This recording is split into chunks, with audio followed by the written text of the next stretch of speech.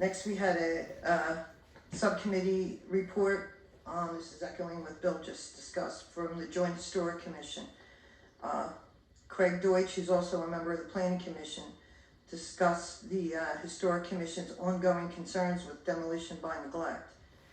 Rejected demolition permits reviewed for borough properties are passed to Borough Council for consideration, but the township permits go directly to the zoning officer without any supervisor input.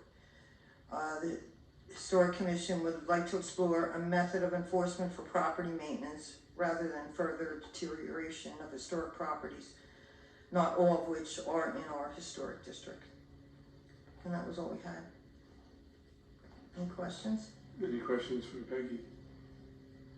And you say that there are not all the properties are located in the historic district, so they're all through the township?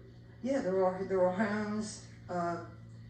This all came about when Toll Brothers came in for land development for their project down on Twining Bridge Road.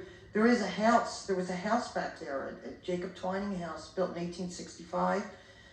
A lot of people, we didn't even know it was back there. It was pretty hidden back in the woods. And at the time, a few members of HOG, Bill and I, Jeff from the Heritage Conservatory, Jerry, and a couple other members, we walked through the house. And, you know, Craig is a historic architect and said that the house was salvageable. And we also had a toll rep with us when we walked through the house. And we discussed, you know, possibly rehabbing the house at the time that they were building their homes. We discussed, and they agreed at that time to put a tarp on the house. And nothing ever happened. At our last meeting, Craig came in and said that that the house was torn down. And it was a house that was occupied by Jacob Twining. It was, you know, there were a lot of Twining houses spread through the township. I remember the same thing, a similar thing happened right at Delancey Court. Because that was such a wooded area, there was that historic building that sat in the back, which Toll Brothers was finally forced to move it, and now it sits up in front as like, you know, probably decoration. I don't know if it could be used for anything. But yeah, some of these homes are hidden, and we don't know they're being bulldozed until after the fact. So, I mean, I don't know if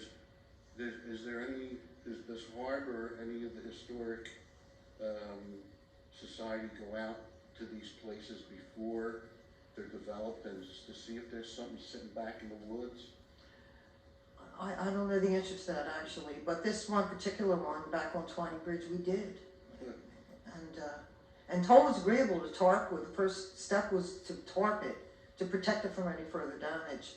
And then nothing. Did they save anything from the property so they could, sometimes they can make a replica of it, but if they have if there's historic value, like a staircase or something that would... You know, we went through the house and it was pretty beat up. Anyone take pictures to document? Yes, there were pictures taken. Were the pictures taken? Yeah. And I believe that in the agreement with Toll, there was a line item in there to get rid of that building. Wasn't that true?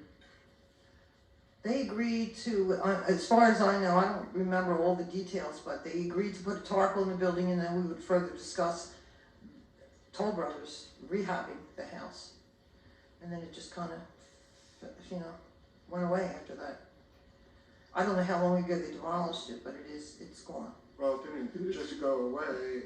It was part of an agreement that we had with Toll Brothers for the development, that building should be taken down. Yeah, I believe it was. If anyone remembers, it was part of the agreement to demolish the house. Oh, it's a shame because it could have been saved. All right, anything else? And that was all we have. And the one thing I did want to mention, for the billboard ordinance,